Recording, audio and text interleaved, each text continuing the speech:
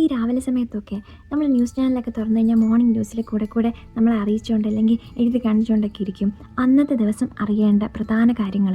ഇതുപോലെ നമ്മളിപ്പോൾ ജോലിയിലാണെങ്കിൽ നമുക്കൊരു അന്നൊരു മീറ്റിംഗ് ഉണ്ട്, കാര്യങ്ങളൊക്കെ ഉണ്ട്, പ്രധാനപ്പെട്ട കാര്യങ്ങളൊക്കെ ഉണ്ടെങ്കിൽ നമ്മൾ എല്ലാത്തിനും തലേന്നൊക്കെ തന്നെ നമ്മൾ പ്രിപ്പയർ ആയിരിക്കും.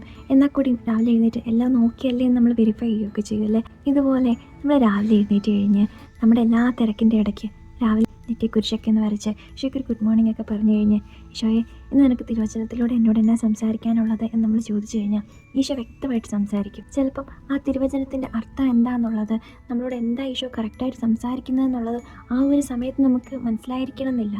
പക്ഷേ ആ തിരുവചനം ആ ദിവസം മുഴുവൻ നമ്മുടെ കൂടെ ഉണ്ടായിരിക്കും.